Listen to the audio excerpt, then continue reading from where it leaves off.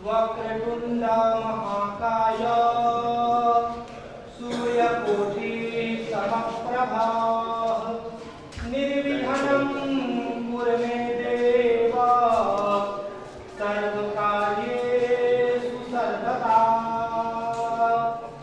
वाग्देवी नमस्तुभ्यं मुनिमात्रे नमोस्तुते सद्बुद्धिं ददातु मातः जगत्कल्याण हेतवे। धन्यवाद।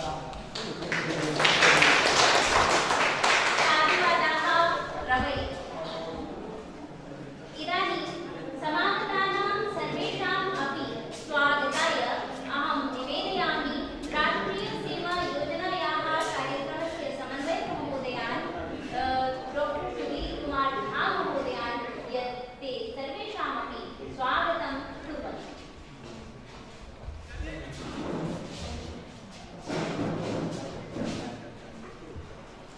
खण्डमण्डलाकारं व्याप्तं येन चराचरं तत्पदं दर्शनं येन तस्मै श्रीगुरुवे नमः।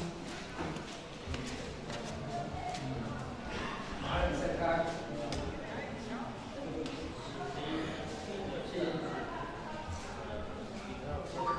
विकसित भारत 2047 के परिकल्पना संगोष्ठी के अवसर पर प्रशिक्षण कार्यक्रम के अवसर पर उपस्थित माननीय प्रोफेसर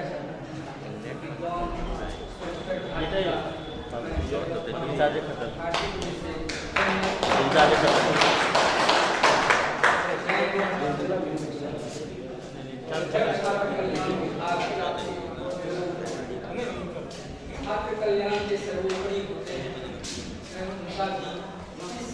अवसर पर चंदन और अभिनंदन करता हूँ। मैं व्याकरण विभाग के युवाध्यक्ष डॉक्टर दयानंद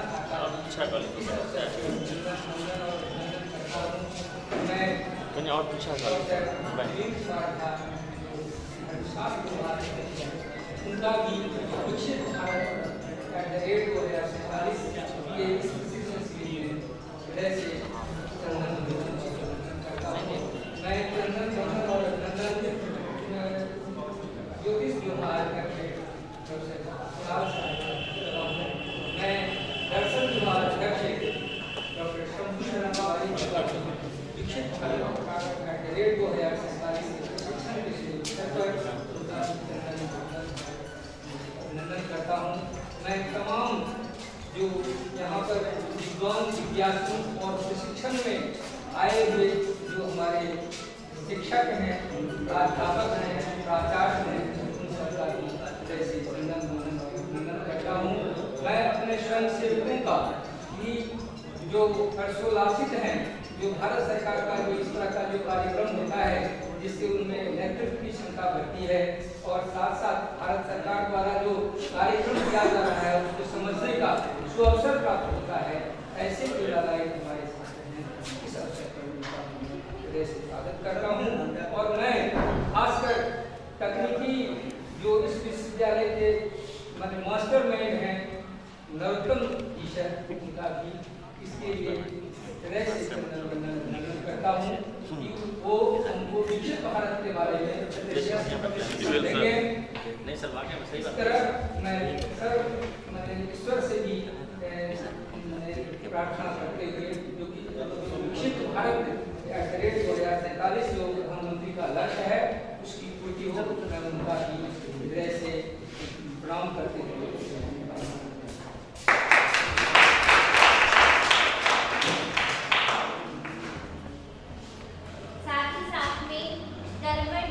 राष्ट्रीय सेवा योजना कार्यक्रम के समन्वयक महोदय का भी हम विश्वविद्यालय की पक्ष से स्वागत करते हैं, जो सदैव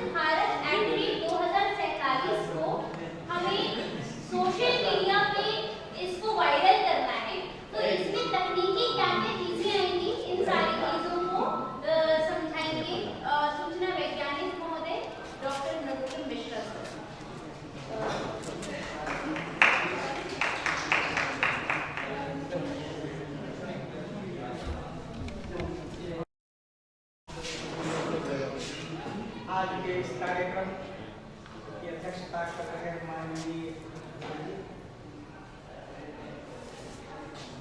मंच पर उपस्थित कार्यक्रम पदाधिकारी सुनील कुमार जी।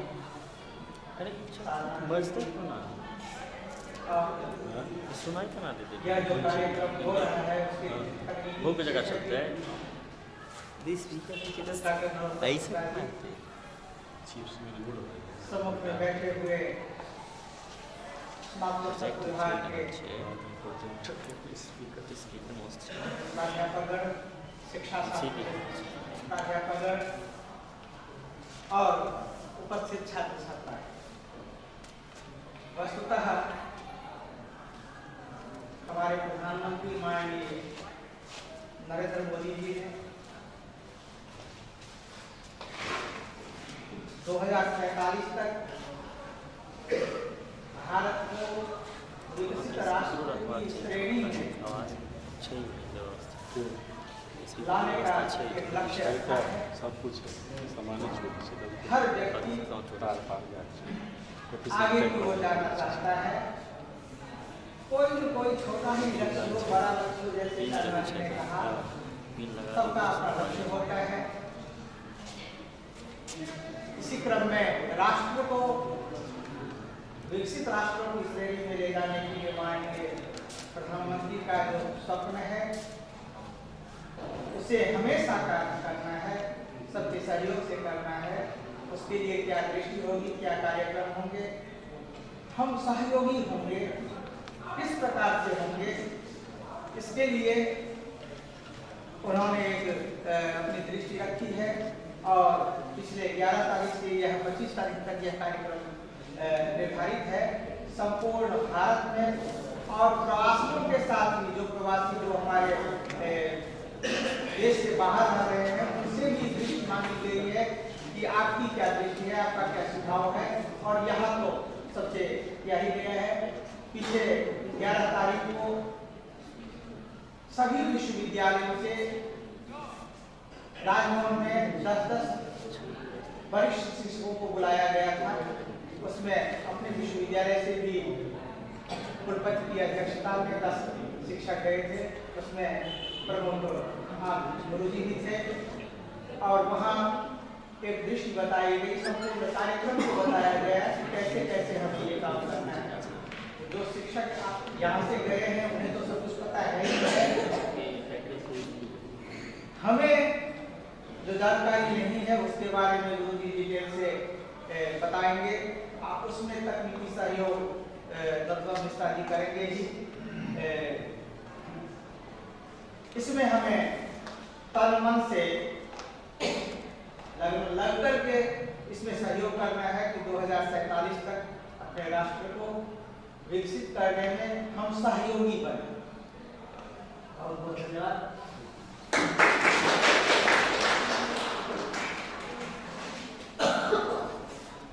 धन्यवाद सर। बिल्कुल एक काम इसमें सहयोग चाहिए जिससे कि हमारा यह भारत एक समय 2047 तक विकसित की श्रेणी में आ जाएगा। अब मैं विकसित भारत 2047 यह क्या है या इसको हम सोशल मीडिया के द्वारा कैसे वायरल करेंगे या इसमें क्या क्या स्टेप्स हैं, ये सारी चीज़ों का प्रशिक्षण देंगे हमारे प्रशिक्षक डॉक्टर नरोत्तम मिश्रा सर। तो मैं उनसे रिक्वेस्ट करूँगी हम सभी को इसका प्रशिक्षण देने का आमंत्रित करें। धन्यवाद साधना जी।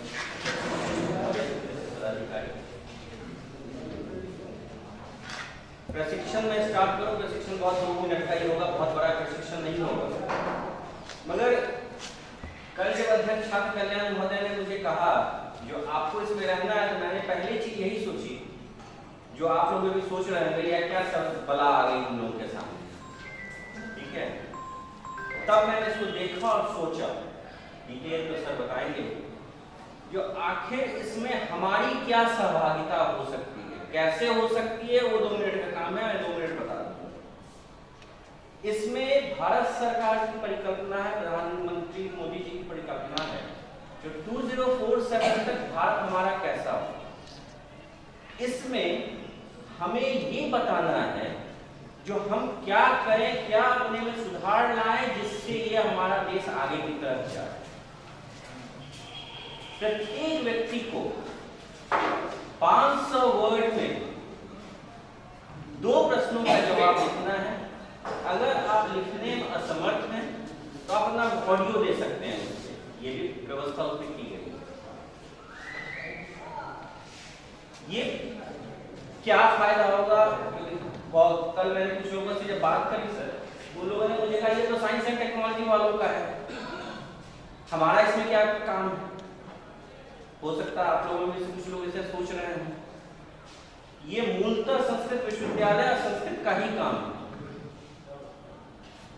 हमें ये बताना है इसके अंदर तो आखिर हम क्या गलतियां कर रहे हैं, किन चीजों को छोड़ के चल रहे हैं जिस कारण आज हमें ये परिकल्पना करनी भी पड़ रही है, हमने क्यों उसको छोड़ा। मैं एक छोटा सा एग्जांपल लूंगा। जब मैं नया नया यहाँ आया था ना, मैं सिर्फ संस्कृत की तरफ आप लोगों को दिखाने के लिए 2 लाइन बोलना चाह रहा हूँ सर के आदेश से। सर ने पुस्तक लिखी पाणिनि अष्टाध्यायी पे। अब पता नहीं सर ने मुझे क्यों उसमें इन्वॉल्व किया, टेक्निकली मुझे इन्वॉल्व कर दिया। फ्रैंकली स्पीकिंग मैं कुछ नहीं जानता था उस दिनों तक। हाँ, मगर जब मैं पढ़ के आया था तो वहां मैंने देखा था डेटाबेस मैनेजमेंट सिस्टम और रिलेशनल डेटाबेस मैनेजमेंट सिस्टम। ये मैं पढ़ के आया था क्योंकि डिग्री थी तो वो इतना पढ़ाई था, एग्जाम पास करने के लिए पढ़ना पड़ता था।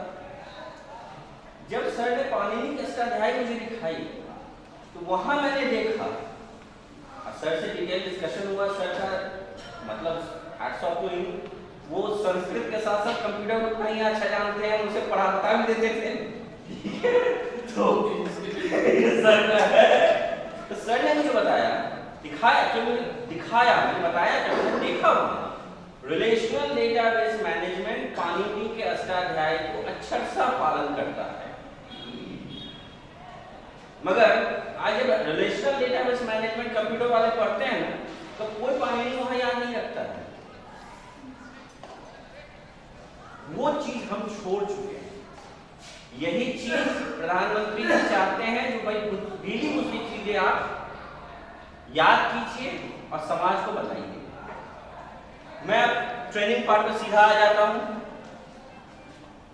क्योंकि मैंने ये क्वेश्चन इसलिए आप लोगों से कहा, जो ये सबके दिमाग में होगा कि हमें लिखना क्या है भाई, विकसित भारत में हमारा क्या काम। विकसित भारत के अंतर्गत सबसे पहली चीज अभी साधना जी ने जो कही, वो सबसे जरूरी चीज है जो पहले इसकी बातों को आप समझें, क्या करना है, कैसे करना है। पहला स्टेप जो हम लोग कहेंगे वो हमारा रहेगा जो यूनिवर्सिटी का जो विकसित भारत व्हाट्सएप ग्रुप है, जो संभवतः सारे के मोबाइल पर भी आ चुका होगा। अगर आप एनएसएस से होंगे तो लगभग सबको आ गया, जिसको नहीं आया अपने फ्रेंड को आप पास ऑन कर सकते हैं लिंक। सबसे पहले तो आप उसमें जुड़िए, पहला काम। मैं स्टेप वाइज जा रहा हूं। दूसरा, उसी ग्रुप में जब आप जाएंगे तो भारत सरकार का इनोवेटिव इंडिया करके एक वेबसाइट है, उस ग्रुप में वो लिंक शेयर होगा आप लोगों के लिए भी। उसके अंदर जाके आप पहले अपने आप को पंजीकृत करेंगे। जैसे यहां आप देख सकते हैं लॉगिन है, आप सब जानते होंगे। और यहां पे आप अपना मोबाइल नंबर और ओटीपी जनरेट करेंगे। प्रत्येक आदमी अपना मोबाइल नंबर, अपनी एक ओटीपी इसमें डालेगा, आपको आएगा ओटीपी। और जब आप इसको कर लीजिएगा तो कुछ इस तरह का विंडो आपको खुलेगा।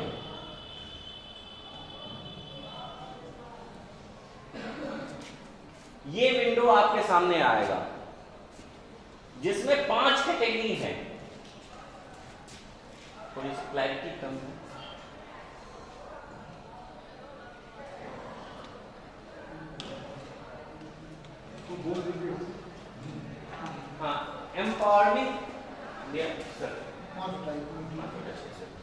हाँ, एम्पावर्ड इंडिया। एम्पावर्ड इंडिया के अंतर्गत जिसको शिक्षा पे कुछ लिखना है, स्वास्थ्य पे कुछ लिखना है, स्पोर्ट्स पे कुछ लिखना है, नारी शक्ति, सोशल सिक्योरिटी पे किसी को कुछ लिखना है, वो इसके अंतर्गत आके 2 बिंदु क्वेश्चनों का जवाब देंगे। क्वेश्चन मैं आगे ले रहा हूं। अगर आपको लिखने में दिक्कत हो रही है तो आप यहां देखिए, यहां आप एक वॉइस अपलोड भी कर सकते हैं। ये ऑप्शन आपके पास दिया हुआ है।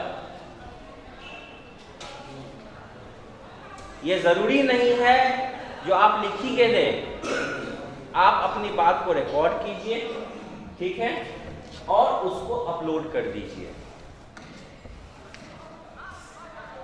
और वो 2 प्रश्न क्या हैं? ये है 2 प्रश्न जो हम सबके सामने आ रहे हैं वहां पे। पहला प्रश्न है, विकसित भारत 2047 में कैसा दिखेगा? How should a Viksit Bharat look like in 2047 in different aspects?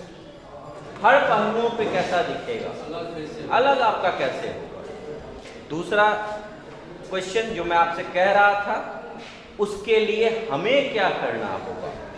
What do we need to do to reach the goal? आपका गोल क्या है? कैसे आप उसको की तरफ अपने देश को ले जाएंगे? बस 2 प्रश्न का आपको जवाब देना है। एक तीसरा और भी है, What can we do? हम अब उसमें हमारी क्या सहभागिता हो? वो प्रश्न यहाँ नहीं है, सेकंड पॉइंट में ही वो अंडरस्टूड है। जो टारगेट है आपने अगर सेट किया तो आप उसको पूरा कैसे करेंगे?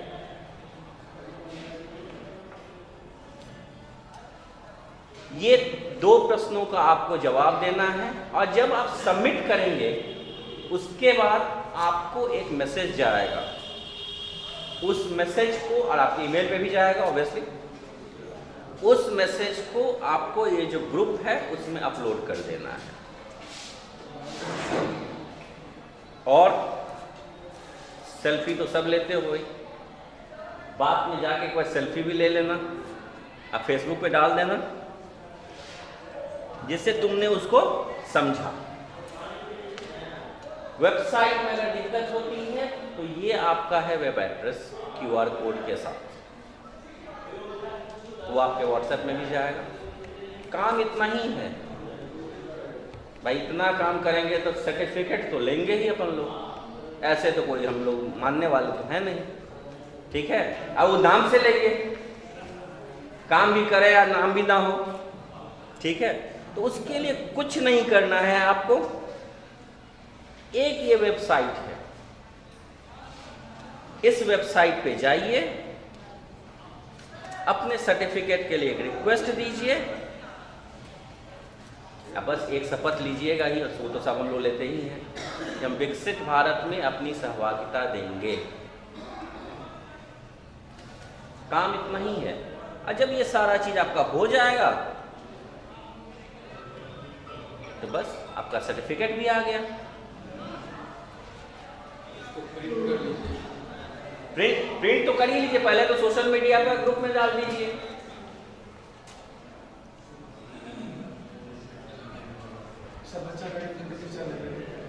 हाँ भाई, सब बच्चा जाएगा। फोटो खिंचाने में सेल्फी, वैसे तो घूम घूम के फोटो लेते रहता है सब यार, सब रील और क्या क्या तो बनता ही रहता है। तो एक फोटो भाई देश के लिए भी हो ही सकता है ना। मेन है आप लोगों को सोचना होगा जो आखिर आप अपनी बात में क्या कहना चाह रहे हैं।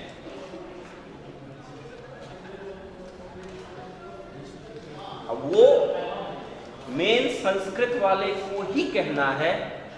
साइंस टेक्नोलॉजी वाले भाई हम लोग कहिएगा तो हम लोग नैनो टेक्नोलॉजी की बात करेंगे, रोबोटिक्स की बात कर लेंगे, AI की बात हम लोग कर लेंगे, मगर बेस आपके पास है। हम लोग सिर्फ चुराते हैं और नाम अपना देके बेच देते हैं। बैनर ठप्पा में अच्छा मारने आता है, ठीक है। इन्हीं बातों के साथ मैं अपनी बात को विराम दूंगा। कोई प्रश्न हो तो आप लोग अभी पूछ सकते हैं। मनुस्मृति में नो तेन वृद्धो भवति ये नास्ते पलितं शिरा योगे द्वाप्रधियानस देवास्तन नस्तमिरं विदु। जो केवल केस पर जाने से, दांत टूट जाने से कोई वृद्ध नहीं होता है, जिनमें सम्मानी व्यक्ति वो नहीं हो सकता। योगे द्वाप्रधियाना युवक होते भी आप अध्ययनशील है। देवास्तन स्थविरम विदु, इसी को देवताओं ने, विद्वानों ने स्थविर कहा है, वृद्ध कहा है। वृद्ध मतलब सम्मानीय व्यक्ति के रूप में उसको प्रकाशित किया है। क्योंकि इससे पहले हम लोग कर रहे थे जो कि हमारे पास साधन नहीं है, हम कैसे विकसित हो जाएंगे, अमेरिका, रूस, जापान, जर्मन जैसे हम कैसे विकसित हो पाएंगे। हमारे पास भूभाग की कमी है, हमारे पास जो है सो उतना संसाधन नहीं है, वैज्ञानिकता नहीं है, तकनीकी नहीं है, कैसे विकसित हम लोग होंगे। हमेशा रोना ही रोता जाता था। जनसंख्या वृद्धि होती थी, हम क्या करेंगे, जनसंख्या वृद्धि हो रही है, हम खाने पीने सबको अनाज नहीं दे पा रहे हैं, कहाँ से हम रोड बनाएंगे, कहाँ से पुल बनाएंगे, कहाँ से हवाई जहाज उड़ाएंगे। हमेशा रोना ही रोया जाता है। क्या हमारे मानी प्रधानमंत्री ने आया कहा जो कि अब छोड़िए पिछड़ा भारत को छोड़िए, अब विकसित भारत को छोड़िए, विकासशील भारत को छोड़िए, संकल्प कीजिए विकसित भारत। विकसित भारत के लिए हमको संकल्प करना है। संकल्प करने में सब उसमें जो एरिया हमारे पास, उन्होंने कहा क्या, जो कि जनसंख्या तो हमारे लिए वरदान है भाई, क्योंकि संपूर्ण विश्व में अभी प्रॉब्लम हो रहा है मानव संसाधन। खास करके जापान देश में जाइएगा, वहां जो है तो 80% या 85-90% व्यक्ति जो है तो बूढ़े ही, उनसे राष्ट्र का विकास संभव नहीं। हमारे यहाँ ठीक उसके विपरीत जितनी आबादी है उसका 65% जो है तो युवा शक्ति है। उस युवा शक्ति का लाभ केवल हम अपने देश को ही नहीं दे पा सकते हैं। अभी भी अमेरिका जाइए, इंग्लैंड जाइए, जापान जाइए, सबसे अधिक जो है तो हमारा युवक जो है तो वहाँ को विकसित कर रहा है। तो जिस युवा शक्ति के बल से दूसरा देश विकसित हो रहा है, उस युवा शक्ति को हम वरदान के रूप में मानते, जनसंख्या को वरदान के रूप में मान के उसको विकसित भारत की का जो हमारा संकल्प है उसको पूरा करने में क्यों न लगे। इसलिए प्रधानमंत्री का था, इसलिए मैंने जो है सो खास करके विश्वविद्यालय महाविद्यालय को उच्च स्तरीय संस्थाओं को, शैक्षणिक संस्थाओं को इसमें जोड़ा। जो 11 तारीख को जो प्रोग्राम था वो अखिल भारतीय स्तर का, संपूर्ण भारत में जितने भी राज्यपाल सचिवालय है या कि एलजी सचिवालय है, उन्हीं सचिवालयों में देश के सभी उच्च स्तरीय संस्थाओं के, सभी यूनिवर्सिटियों को, सेंट्रल यूनिवर्सिटी हो, स्टेट यूनिवर्सिटी हो, आईटी क्षेत्र हो, जो क्षेत्र हैं सभी क्षेत्रों के डायरेक्टरों को, कुलपतियों को और फैकल्टियों को बुलाया है और कहा गया कि इसमें सबको युवा शक्ति को जोड़ना है, क्योंकि जो आज या जो सीनियर प्रोफेसर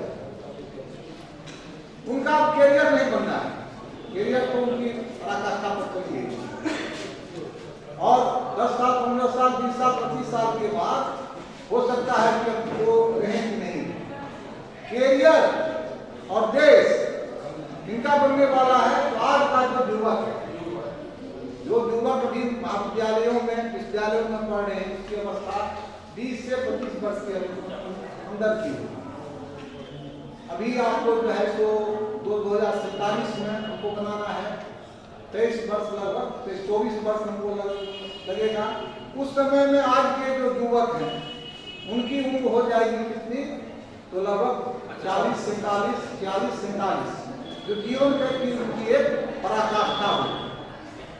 तो वो जब देखेगा विकसित भारत को, उनको आत्मसंतोष होगा, क्योंकि हम लोगों ने इसकी शुरुआत की थी और संपूर्ण भारत जो है तो आगे एकदम विकसित राष्ट्र के रूप में हम लोग, इसलिए युवकों को जो है इसमें जोड़ना है। युवक जब जुड़ेंगे इसमें तो युवक में क्या होता है, ऊर्जा होता है। जैसे हम लोगों को याद है जब बच्चे थे या जो अवस्था में थी, बड़े बड़े पेड़ को रोक कर फुंगी जो कहते हैं, पेड़ का जो शिखर है वहां पर भी जाके आम तोड़ लाते थे, अमरूद तोड़ लाते थे। लेकिन अब ऐसी स्थिति हो गई है जो जड़ से बड़ा ऊपर घर पर भी चढ़ने में थकाने लगते हैं, डर जाते हैं। युवा शक्ति वह है जो वहां कहाँ भी ध्यान दीजिए वह काम करे। तो सबसे पहले तो उसको भावनात्मक लगाव होना चाहिए, राष्ट्र हमारा है। तो भावनात्मक लगाव को ही बनाने के लिए ही इसमें संघ कुलपतियों को और सभी शिक्षकों से कहा गया कि युवक को जोड़िए। प्रतिदिन जो आप क्लास लीजिएगा तो क्लास से पहले 10 मिनट विकसित भारत में युवा की वाणी, युवा की आवाज, युवा शक्ति की आवाज, इस पर थोड़ा 10 मिनट, जो कि युवा क्या कर सकता है, युवा क्या कर सकता है, उसके मनोबल को बढ़ाइए। रोने वाली भावना को छोड़िए, हमारे पास कुछ नहीं है, तो भावना को छोड़िए। उन सब भावनाओं को छोड़ के जितना है उसी से हमको आगे बढ़ना है। बहुत कुछ है, कैसे नहीं है। कई बार हमें लेखक की कहानी पढ़ रहे थे, चौथा पांचवा छठे क्लास में था, जो कि एक व्यक्ति का मैं तो अकेला हूँ, कितना क्या कर सकता हूँ, हमारे पास तो मौका है, चादर है, है, क्या कर सकते हैं, करके आप कैसे अकेले हैं, आपको तो 10-10 नौकर चाहता है, कहाँ से 10-10 नौकर चादर को पालने का हमको सामर्थ्य है। बल्कि कि आपके 2 हाथ हैं, आपके नौकर जैसे काम करते हैं, हाथ को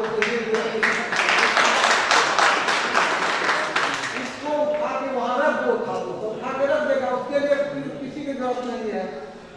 आपके 2 पैर हैं, हमको रिक्शा नहीं मिल रहा है, ऑटो रिक्शा नहीं मिल रहा है, टावर जाना है, पैर को कहो चलो भाई, हम लोग जाते हैं ना, यहाँ दुकान में ना भरते हैं तो बाबा इतना को चाह देते हैं, पैदल ही चलते हैं। यहाँ भी नहीं है कुछ, रात में याद है हमको कि बस स्टैंड पर एक बार 2-3 किलोमीटर और लक्ष्मी सागर में डेरा है, लगभग 4-5 किलोमीटर हो जाता है। वहाँ कोई सवारी नहीं मिली, मैं था, पत्नी थी, तो बच्चे भी थे, सबको साथ लेके रात में हो। अब वहाँ जो बैठ जाते अरे तो आपके 2 आँख हैं, आँख को जो चीज पढ़ना है, लिखना है, करना है, सब देखिए। अच्छी बात बोलना है, मुँह है, आप अपने साधन का उपयोग तो कीजिए। अभाव का रोना क्यों रोते हैं? भारत में जो है तो पहले अभाव का रोना रोया जाता है। हम लोगों में कहा जाता है जो आप जो है तो यदि हमेशा हीन भावना से ग्रस्त रहेगा तो आपका नाश हो, जब उच्च भावना से रहेगा तो आपका विकास हो। युवकों को क्योंकि बुरी जो है तो राष्ट्र निर्माता तो युवक ही होते हैं। भारत की आजादी में सबसे अधिक महत्व किसका? युवा वर्गों। जब युवा आगे हुए तो यहाँ से उनको देख युवा में बहुत पावर है, जिस पावर के कारण कुछ भी कर सकता है। तो हम लोगों के पीछे में जो त्याग लगा था पहले, पिछड़ा भारत, विकासशील भारत, उस त्याग को हटाइए, उसके पीछे में क्या लगाइए? विकसित भारत। इसमें युवक को पहले भावनात्मक लगाव कीजिए, उसके बाद जाके उसका जो है सो अपने युवक जब होगा तो उसका जो है जो अच्छा होगा। 2047 में, उससे पहले भी हमारा देश जो है भारत के रूप में। और रही बात उसको जोड़िएगा, तो जोड़ने के लिए आजकल तो हम समझते हैं मीडिया का जो है, सोशल मीडिया का जो है, इस सोशल मीडिया में जितना अपनी बात को विकसित भारत का क्या लगा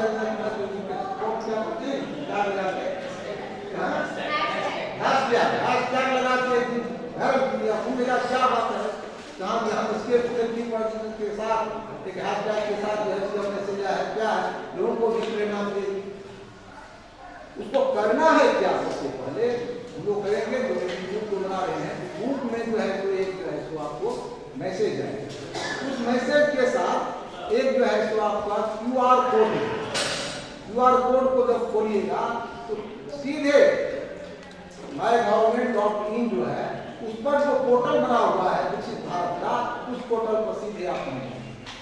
जब पहुंचिएगा, पहुंचने के बाद क्या होगा, उस पर जो है तो 5 एस्पेक्ट्स दिए हुए है। इसमें एक में सबसे फर्स्ट है एम्पावर्ड इंडियंस है, शक्तिशाली भारतीय, क्योंकि भारतीय जो है भारत के पास क्षमता है, बहुत शक्ति है, साधिक शक्ति है, वो अन्यत्र नहीं है। क्यों, यहाँ जो है तो शुद्ध वातावरण है। बहुत अमेरिका शिकागो में जाइए, इतनी ठंड है कि आप ढंग से बोल नहीं सकते हैं। घर द्वार को बंद करके घर में एसी में गर्म एसी में हम लोग यदि बाहर में भी रहते हैं तो कोई दिक्कत नहीं होती। शुद्ध गंगाजल जैसा गंगाजल हम उनके पास उपलब्ध है, हिमालय जैसा पहाड़ बगल में है। जगह जगह संपूर्ण भारत में जो है तो अनेक तरह के फल हम लोग को मिलते हैं, अनेक तरह के हम मसाले हम लोग मिलते हैं, अनेक तरह के खनिज पदार्थ मिलते हैं। इन सब के कारण जो है तो यहाँ का लोग जो है तो बहुत अधिक है, बौद्धिक भी इसका जो है क्षमता बहुत अधिक है, क्योंकि इसी महर्षि का देश है। बीच में हम बहुत दिनों तक गुलाम रहे, तो हमारी बातों को जो है तो लोग प्रचारित करने लगा कि भारत जो है का देश है, ज्यादा गुणवत्ता वाला देश है, यहाँ कुछ होने जाने का वैज्ञानिक विकास नहीं हुआ है, लेकिन कुछ करता है संस्था के बारे में इसने कहा, जो कि वैज्ञानिक लोग कुछ नहीं कर रहे हैं। हमारे पास जो साधन थे उसी को चुरा के दूसरे रूप में विकसित कर रहे हैं। जैसे कि कहा ना अष्टाध्यायी के बारे में, जो अष्टाध्यायी प्रकाश किसी का ऐप बना अष्टाध्यायी चंद्रिका बिल्कुल प्ले स्टोर पर उपलब्ध है, अष्टाध्यायी चंद्रिका करके, उसमें मैं इनका सहयोग बहुत अधिक था। हम कंप्यूटर नहीं जानते थे, लेकिन क्योंकि टेक्निकली सपोर्ट कर रहे थे। उस समय में जब उन्होंने देखा उनको आश्चर्य लगा, जो कि ये डाटा बेस जो है इस तरह का तो कहीं है ही नहीं। हमारा जितना भी ग्रंथ है सब डाटा बेस पर लिखा है। कोई भी वेद के किसी भी मंत्र को तक पहुंचने के लिए आपको 30 सेकंड से नहीं, क्योंकि सभी वेदों का जो है वेद है आपके पास रखे हुए, इस मंत्र तक आपको पहुंचना है।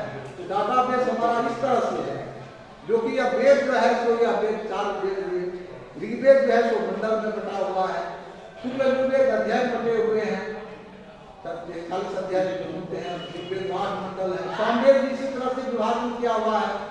जितना भी साहित्य दर्पण है परिच्छेद में बटा हुआ है, काव्य प्रकाश है दास में बटा हुआ है, उसके बाद जाकर उसमें भी उसका विभाजन किया गया है। इस तरह से हमारा ये डाटाबेस बना हुआ है, जो कहीं पर भी पहुंचने में आपको समय नहीं लेगा। जैसे डिक्शनरी में खोजते हैं ना, इसी शब्द को खोजने में बहुत जल्दी हो जाता है, उसी तरह से हमारी जो बौद्धिक क्षमता भी बहुत अधिक है। उसके बाद हमारे पास साधन, वो बौद्धिक साधन भी है, जैसे कि समरांगम सूत्रधार ग्रंथ है राजा भोज, उसमें जो है तो पूरे विज्ञान की विमान कैसे बनाया जाता है, परमाणु संयंत्र कैसे बनाए जाते हैं, विभिन्न प्रकार की आप लोग याद करिएगा, बोलते हैं समरांगण सूत्रधार नाम का ग्रंथ, पूरे विज्ञान की उसमें पूरा फिजिक्स, केमिस्ट्री, बायोलॉजी, जूलॉजी जितना जो है सबका वर्णन उसमें है, समरांगण सूत्रधार। उसी तरह से सारंगधर संहिता है, उसमें भी पर्याप्त वैज्ञानिक बातें लिखी है। इसलिए हमारे पास वेद है, पुराण है, स्मृतियां हैं, तो वो भी साधन हमारे पास बहुत है। इन सब साधनों को जैसे कहा ना, मनुष्य के पास सबको साधन रहते हैं, मैं अकेला हूँ, अकेला कैसे हैं, वो साधन है आपकी, तो हम आपको अपने साधन को देख नहीं पा रहे, उसको जो देखने की क्षमता दृष्टिकोण होना चाहिए। वह सबसे पहले एम्पावर्ड इंडियन जो है, एक भारतीय के पास जो है अद्भुत बौद्धिक क्षमता है। 2, 4, 5 मेंटली डिजीज है वो तो बहुत बाद में कहीं भी रहता है, लेकिन यहाँ पर समझने की क्षमता जो है संपूर्ण भारत के हरेक भारतीय को है। इसलिए सबसे पहले तो इस विषय पर आपको जो है तो अपना विचार उसमें डालना पड़ेगा। जब उसमें रजिस्टर हो जाइएगा तो उसमें आपसे उनको पूछा जाएगा कि आप अपना आइडिया दीजिए। आइडिया दीजिए सबसे पहले होगा कि क्या, तो इम्पावर्ड इंडियंस पर भारतीय जो है कैसे शक्तिशाली है, बौद्धिक दृष्टि से, शारीरिक दृष्टि से, संपदा की दृष्टि से, जन संपर्क की दृष्टि से, उसके बाद जाके विचार के व्यक्ति की दृष्टि से। उसका उदाहरण आप लीजिए, आप समझते हैं कि अमेरिका सब में 25-30% जो है हमारे भारतीय हैं, बड़े बड़े वैज्ञानिक पदों पर है, कुछ पदों पर है। अब ये हमारे ऋषि सुनक जो है वो भारतीय है, वही आप इंग्लैंड के आप प्रधानमंत्री बनते हैं। मॉरिशस जाइए, वहाँ तो छोटा भारत ही है। संपूर्ण विश्व में तो सब हमारे प्रधानमंत्री महोदय जहाँ जाते हैं तो ऐसी आपत्ता हो जाती है, लगता है कि हम भारतीय हैं। तो इसलिए पहले तो हमारी भारतीय शक्ति जो है, भारतीयों की जो शक्ति है उसको पहचानना है, इस पर अपने विचार प्रकट करने हैं। कोई जरूरी नहीं है कि सब पर 5 विषय दिए हुए हैं, इन पर अपना अपना आइडिया दीजिए। एक सबसे पहले है एम्पावर्ड इंडियंस, दूसरा है क्या, having and sustainable economy. Having में आगे बढ़ाना, जो कि हमारी जो ही आर्थिक स्थिति है उसको हम कैसे आगे बढ़ाएं। आगे बढ़ाने के बाद सस्टेनेबल कैसे बनाए, उसको जो है तो अस्थायी बनाए। हमारे गीता में संदेश दिया गया है जो योगक्षेमं कहानी है, भगवान कहते हैं कि हम योग और क्षेम का पालन करते हैं। जो हमारा भजन कीर्तन करते हैं, हमारे उनसे जुड़े रहते हैं, उसका योगक्षेम का वहन नहीं करता। तो एक होता है योग, एक होता है क्षेम। इसी योग और क्षेम की ही व्याख्या है जो having and sustainable economy.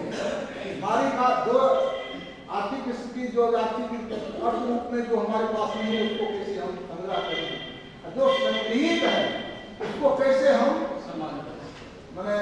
Sustainable में बना देगा, अस्थायी में बना देगा। अस्थायी नहीं तो 2047 से पहले ही बन जाएगा, जिस तरह की अभी निवेश विभिन्न देशों से हो रहा है। लेकिन फिर उसका जो है उसके बल से हम लोग शिथिल भी नहीं, क्योंकि हम लोगों को अनुभव है। हम लोगों को नहीं आपको कहिएगा तो आप करीब करीब इस बात से सब परिचित होंगे। गांव भर में पहले जमींदार होते, पूरे इलाके के जमींदार होते थे, उनके पास 100, 1000, 2000, 5000, 10,000 एकड़ भूमि भी होती थी। लेकिन उसका जो परिवार है अधिकतर जमींदारों में, वो उसकी स्थिति अच्छी नहीं है। क्यों अच्छी स्थिति नहीं है? तो उतनी संपत्ति का मालिक होने के बाद उनके परिवारों को हो गया कि कितना खाएगा, कितना खाएगा, हमको क्या कमाने की जरूरत है। पढ़ाई लिखाई छोड़ दिया, विकास के लिए छोड़ दिया। जब उसके पूर्वज परलोक चले गए, उसके बाद जमीन जगह को बेचने लगे, खाने लगे, पीने लगे। उसी पर जो धंधा स्थापित करने के लिए लोगों को रोजगार हो जाता, बहुत उसका उपयोग कर सकते, वो क्या नहीं बैठे बैठे खाते खाते सब उसकी जमीन चली गई। तो गाँव का सामान्य व्यक्ति जो था वह क्या हो गया, धीरे धीरे धनीमानी हो गया, वो अमीर। इसलिए वह भी जरूरी है। अस्थायित्व बनाने के लिए सबसे जरूरी है सत्य और श्रम। चाहिए और उसके बाद जाके श्रम भी करना पड़ेगा। यह समझिए कि बाप दादा ने कमाया हुआ है, तो हमारे पिताजी कहते थे कि बैठा बैठा खाइएगा तो सोने की लिट्टी भी चबा जाएंगे। बैठा बैठा खाइएगा ना तो सोने की लिट्टी का आकार कैसा होता है, उस लिट्टी के आकार का जो सोने का ढेला दे दिया जाए, हम समझते हैं कि कम से कम वो 25-40 लाख का जरूर हो जाएगा जो लिट्टी होता है। यदि बैठे बैठे खाइएगा तो सोना की लिट्टी को भी चबा जाएंगे। इसलिए तो 2 चीज इसमें दिया है, जो हैविंग एंड सस्टेनेबल इकोनॉमी, जो हमारा जो है तो कि अपने इकोनॉमी पावर को कैसे बढ़ावे और कैसे उसको बरकरार आगे रखे, या इसके लिए भी हम लोग, इस पर आपका क्या विचार है, इस पर भी अपना विचार करना है। तीसरा है क्या, जो इनोवेशन साइंस एंड टेक्नोलॉजी उसको सलाह थे तो कुछ लोगों का व्याख्यान व्याख्यान के क्रम में यह बात आई कि जो साइंस और टेक्नोलॉजी का पद इनोवेशन होना चाहिए। उसमें खास करके चर्चा हुई जैसे भारत में कृषि प्रधान देश है, कृषि जो कि भूमि ही है, लेकिन एक प्रॉब्लम बहुत अधिक आ रहा है कि हम लोग जो उपज उपजाते हैं उसमें रासायनिक खाद का उपयोग करते हैं, उसके साथ कीड़ा मकोड़ा नहीं, इसके लिए हम कीटनाशक दवाई का उपयोग करते हैं। लेकिन उससे हो रहा है क्या, जो कि सबसे फर्स्ट पॉइंट जो है कि पावर इंडियन वो कमजोर हो रहा है, क्योंकि वो रासायनिक खाद से उपजा हुआ भोजन और रासायनिक दवा वाला भोजन उससे होता है धीरे धीरे हार्ट की बीमारी होती है, डायबिटीज होती है, अनेक थायराइड होता है और क्या क्या बीमारी से लिवर में कैंसर होता है, अल्प आयु में लोग जा रहे हैं।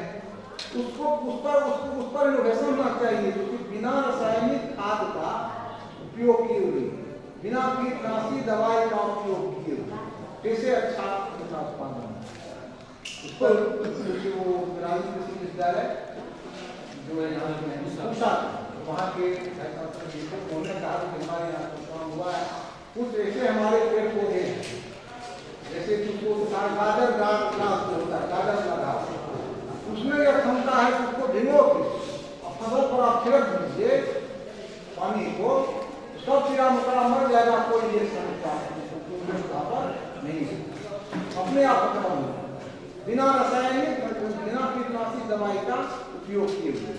उसी प्रकार जैविक खाद जो होता है, जैसे हमारे बहुतों है जो कचरा है उसको जला देते हैं, पतझड़ आई, पतझड़ में जो है तो पेड़ के पत्ते गिरते हैं, क्या करते हैं यहाँ से समझ के ले जाते हैं और उसको आवा लगा के उसको जला, उसका भी खाद बनाया दिया गया है, गोबर है सब तो प्राचीन है ही, इन सबका भी यदि किया जाए तो धीरे धीरे बिना रासायनिक खाद का उपयोग की।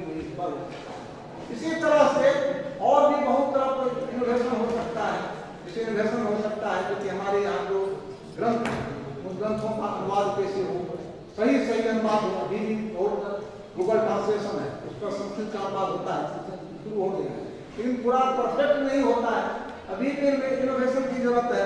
तो किस तरह से उसका हम विकास करें जिससे कि हमारी बात जो है संपूर्ण विश्व में हमारी जो धरोहर है संस्कृत विद्या उसका विकास हो सके, इनोवेशन भी जरूरी है। इसमें हम क्या आता आइडिया है कि हम इसमें कैसे मदद कर सकते हैं, क्या चाहिए हम उसमें क्या मदद कर सकते हैं। उसी तरह से एक है जो गुड गवर्नेंस एंड सिक्योरिटी, जो शासन प्रशासन जो है मान लीजिए कोई जा रहा है जो गवर्नमेंट, इसमें सबसे अधिक भूमिका हमारे संस्कृत कानून की, जा रहे हैं उसको जो है तो आपका वैकेंसी रोक दिया, लाइसेंस कहाँ है, जगह गड़बड़ी है वो पैसा लाइए, आपका प्रमोशन होना है कुछ पैसा लाइए तो आपका प्रमोशन हो जाएगा, आपका ट्रांसफर होना है कुछ पैसा लाइए तो हम कर देंगे, यह सब तो गड़बड़ है। दूसरी बात होती हमारे यहाँ भी गड़बड़ी है कुछ सुधार होगा, जो मार्कशीट लेना है क्यों दौड़ेंगे तुम्हारे घर पर बैठेगा उसको समय जो है एकदम इस तरह से कीजिए कि सब काम स्मूथली, उसके साथ सिक्योरिटी भी, सुरक्षा भी, इस पर आपका क्या रहेगा जो गुड गवर्नेंस के लिए आवश्यक है, जरूरी है।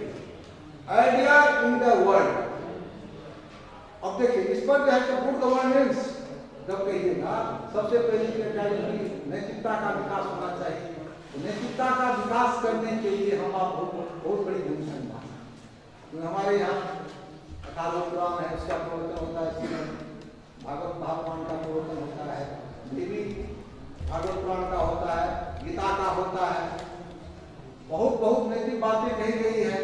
अगर संस्कृत के जो विद्यार्थी हैं जहाँ जाएंगे अच्छी बातों को लोगों को समझाएंगे तो निश्चित रूप से उसका असर जो है समाज पर पड़ेगा ही, वह डरेगा। गरुड़ पुराण में जैसे कि नरक की चर्चा है सभी पुराणों में, उस सब बात से वो डरेगा, उसको विकास करने के लिए संस्कृत वाला जो है जो संपूर्ण भारत को ही नहीं संपूर्ण विश्व के लिए भी जो है मार्गदर्शन बन सकता है। इंडिया इन द वर्ल्ड, संपूर्ण विश्व में लोग किस दृष्टि से देखें? पहले तो इसको और विकसित राष्ट्र पिछले राष्ट्र के रूप में देखते थे। अब जो है रूप में अच्छे स्वरूप में देखने लगे हैं। उस समय में और भी देखे जाते हैं, हम भी जो है इंडिया जैसा ही है, क्योंकि अनेकता भी होगी, विकास भी होगा, सुरक्षा भी होगी, जब सब तरह से संपन्नता होगी। जैसे कि हमने कहा ना, जो दुर्वाक्षर मंत्र जो होता है हरे नाम में, आप हमारे राम में, इसमें जो जितनी बातें कही गई है, इन सब बातों का अनुसरण यदि हो जाए तो विकसित राष्ट्र को होने में कोई दिक्कत नहीं। क्यों? आप ब्रह्मवर्ती जाति, ब्राह्मण का मतलब है केवल ब्राह्मण जाति नहीं, जो अध्ययनशील व्यक्ति है, बुद्धिजीवी है, बुद्धिजीवी की विद्या जो है, टेक्नोलॉजी में हो, कि शास्त्र क्षेत्र में हो, कि साहित्य के क्षेत्र में हो, या शास्त्र के विद्वान के रूप में, जिस रूप में हो, उनका जो विद्या का तेज प्रखर, जब वो उठ के बोलने लगे तो लोगों को उसका प्रभाव, उसे जो कोई हमारे सैनिक हैं उनमें इस तरह की शस्त्र की चलाने की क्षमता हो, प्रशिक्षण इस तरह के मिलते हो जो कि दुश्मन का जो है सुधार करता हो। युवक जो हो तो बेडेरी भंगेरी नहीं हो, सभेय हो, सभेय मैंने सभायुक्त, तो 10 लोगों के बीच में बैठ सके, अपनी बात को कर सके हैं। और भी कह रहा है, और एक है जो कि हमारे यहाँ हमारी संस्कृति है, जो आपकी जो कहते हैं भू संपदा, उसमें जो अच्छी उपज होगी, उसमें जो है तो ईश्वर की कृपा भी निर्भर करती है। आप फल बोलते हैं, समय पर बोलिए, ईश्वर की का ध्यान करके बोलिए, उससे जो उपज होती है उसका दान कीजिए। देखिए जो कि भूमि में कैसे तब समय समय पर वर्षा भी होगी, जब यादव कीजिए त्याज्ञात दृष्टि भवती, निकामे निकामे न पर्जन्यो वस्तु फलवत्यो न औषधिया प्रत्यंताम। या पूरा का पूरा जो भारतीय संस्कृति की बात भी कर रहा है और विकसित भारत की भी बात कर रहा है। और शत्रुणाम बुद्धिनाशो को मित्राणाम उद्देश्य मंत्रार्था सिद्धे, इस मंत्र में जो भी बातें कही गई है वह सिद्ध हो।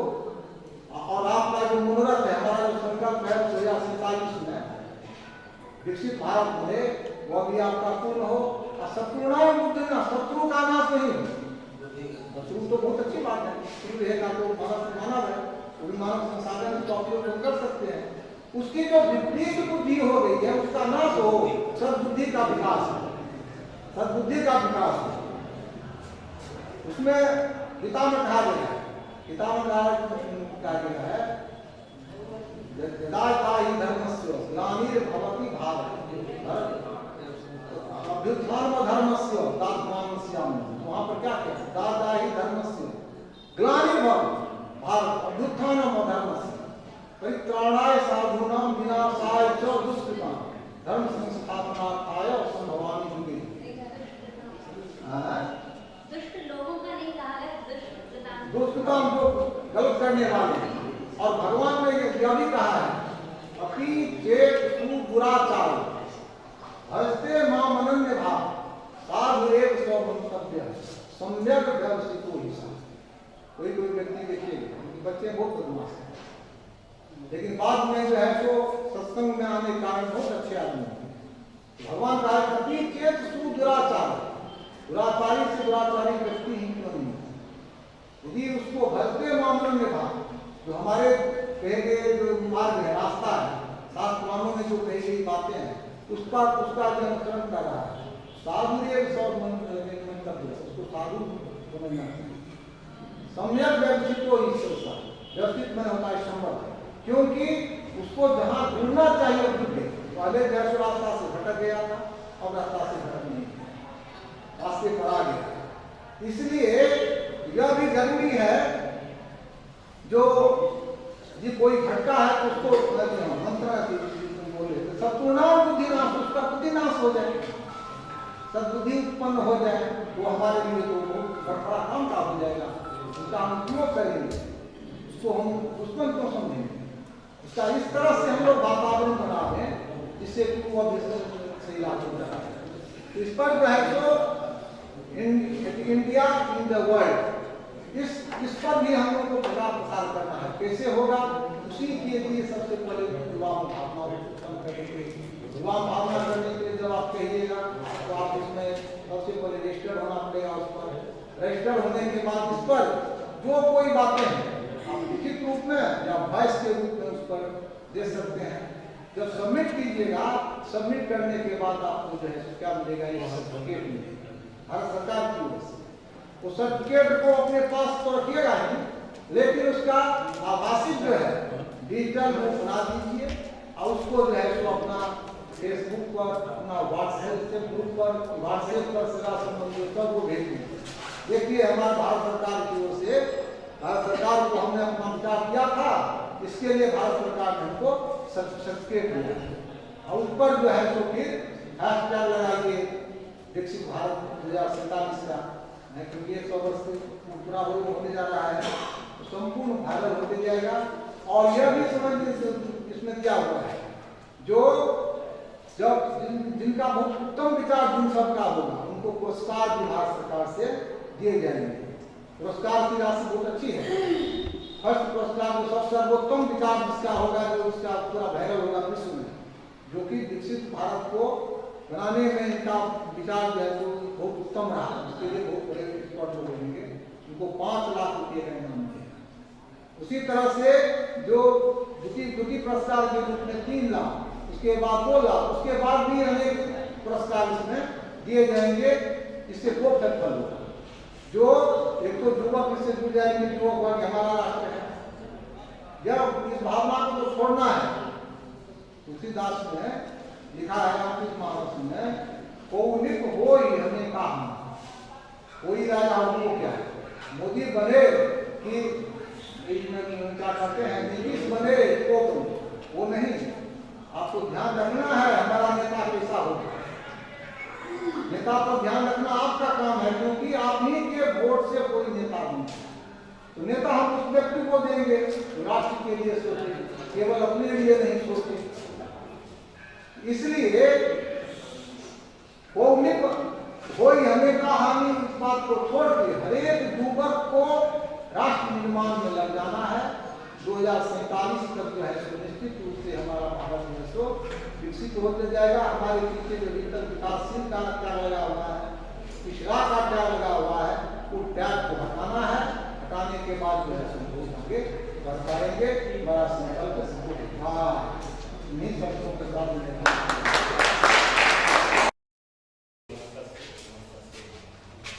मंच पर उपस्थित अध्यक्षता कर रहे हैं विश्वविद्यालय के वरिष्ठ प्राचार्य वीरवर प्रोफेसर सुरेश्वर झा जी, साथ में विश्वविद्यालय के सूचना वैज्ञानिक doctor Narottam Mishra sir, NSS कार्यक्रम पदाधिकारी डॉक्टर सुधीर झा सर और मंच संचालिका डॉक्टर साधना सर ने सबको प्रणाम करते हुए अधिमंच पर उपस्थित सभी गुरुजन एवं छात्र। यह जो कार्यक्रम है विकसित भारत, इसके आगे लिखा हुआ है सशक्त भारत। तो सशक्त विकसित कैसे हो जब हम सशक्त हैं? यहाँ सशक्त का क्या है? जहाँ तक मैं समझ रहा हूँ सशक्त हम किस चीज में, जैसे मैं यहाँ खड़ा हूँ, मैं जो कपड़ा पहना हुआ वो भारत में बना हुआ। आज मान लीजिए पाकिस्तान से कपास नहीं आए तो हम ठंड से नहीं मर सकते, या चाइना से प्याज ना आए तो हम भूखे नहीं मर सकते। लेकिन अगर हम आज देखें कि हमने कहा, गुरु जी ने कहा, तो हम इकोनॉमी स्टेबल नहीं है। अगर आज वॉल स्ट्रीट में थोड़ा भी खटपट हो, हमारा सेंसेक्स 1000 अंक से गिर जाए। आज कहीं का रिपोर्ट, दिन भर का रिपोर्ट आ जाए, हमारा निफ्टी और सेंसेक्स गिर जाए। मतलब हम उसमें सशक्त नहीं है। हम सशक्त किस में नहीं है? हम साइंस एंड टेक्नोलॉजी में नहीं। किस हिसाब से नहीं? मेरे पास जो मोबाइल है वो चाइना में बना हुआ, वहाँ जो प्रोजेक्टर है वो कोरिया में बना हुआ, सतीश जी जो कैमरा यूज कर रहे हैं वो जापान में बना हुआ। जबकि ये सारी चीज जो सिलिकॉन से बनती है वो हमारे यहाँ उपजता है, उसको जापान ले लेता है, कोरिया ले लेता है, हमें ये बना के बेचता है। हम इसमें स्टेबल नहीं। आज अगर जर्मनी 2 दिन अपना फैक्ट्री बंद कर जाए, हमारा मोबाइल इंडस्ट्री कोलैप्स कर जाए, क्योंकि हम स्टेबल नहीं है। तो हमको सशक्त इसमें है। जो नई शिक्षा नीति है, यशस्वी प्रधानमंत्री का जो दिग्दर्शन है, उस हिसाब से हम कोई भी काम कर सकते हैं, चाहे हम संस्कृत के हों, अंग्रेजी के हों, फिजिक्स के हों, केमिस्ट्री के हों। तो हमको इस क्षेत्र में आगे बढ़ना है, जिससे हम भारत को 2047 तक सशक्त बना सकते, मतलब हम स्वयं आत्मनिर्भर बन सके और सारा कार्य हम खुद से कर सके। ये हमारा गुरु जी परिश्रम प्राचार्य हैं, खूब काम रहता है, तो फिर भी हम लोगों को मार्गदर्शन के लिए सदैव तत्पर रहते हैं। किसी भी विषय में कोई समस्या हो, इनसे आप कभी भी जिज्ञासा कर सकते हैं। गुरु जी एकदम धैर्य पूर्वक लोगों को उसका समझाते हैं। इनके साथ आप पटना जाइए, रास्ते भर ये पढ़ाते हुए जाते हैं। साथ में बैठे हुए सूचना वैज्ञानिक सर, इंजीनियर डॉक्टर विमलतम मिश्र सर, आप इनके ऑफिस में जाइए, अभी भी 10 लोग बैठे होंगे। तो इतनी व्यस्तता अपने कार्य को छोड़कर यहाँ हम लोग के साथ इसको प्रशिक्षण देने का कार्य कर रहे हैं, इसलिए सर का भी मैं तहे दिल से धन्यवाद ज्ञापित करता हूँ। हमारे एसएस पदाधिकारी 2009 से सर से जुड़ा हुआ हूँ, हमेशा तत्पर रहने वाले, हर कार्यक्रम में छात्रों के प्रति सदैव उत्साहपूर्ण, हम लोगों को भी हर काम के लिए हमेशा उत्साह देने वाले सर को भी मैं प्रणाम करता हूँ, धन्यवाद भी देता हूँ। मंच संचालिका हमारी अग्रजा डॉक्टर साधना शर्मा जी, जो कुशल जिनके मार्गदर्शक में, जिनके संचालन में विश्वविद्यालय के विभिन्न कार्य संचालित हो रहे हैं, उनका भी मैं धन्यवाद करता हूँ। साथ में मंच में बैठे हुए गुरुवर प्रोफेसर ज्ञाननाथ ठाकुर जी का भी धन्यवाद देता हूँ, अपने बहुमूल्य समय से हम लोगों के लिए समय निकाल कर यहाँ बैठे। साथ में विभागीय शिक्षक अग्रज डॉक्टर धीरज पांडे जी, डॉक्टर विशेष चतुर्वेदी जी, शंभु शरण तिवारी जी, जी जो भी आए, सबों के प्रति कृतज्ञता ज्ञापित करता हूँ। अंत मैं विशेष तौर पर कहना चाहता हूँ, शिक्षा शास्त्र विभाग के जो शिक्षक और छात्र एक बार कहने पे तुरंत त्वरित अपने खुद भी आते हैं, हर कार्यक्रम में भाग लेते हैं, अपने छात्रों को भी लेके आते हैं। इसके लिए विशेष तौर पर आप लोग शिक्षा हमारे छात्र जिस आधार पे ही इस विश्वविद्यालय का आधार टिका हुआ है। जैसे आप सुनते होंगे विश्वविद्यालय में 6 महीने कुलपति नहीं है, प्रभारी से काम चल सकता है, कुल सचिव नहीं है, प्रभारी से चल सकता है, शिक्षक नहीं है, गेस्ट से चल सकता है, कर्मचारी नहीं है, एनजीओ से चल सकता है, लेकिन छात्र उपबंधित नहीं हो सकता, वह गेस्ट नहीं हो सकता।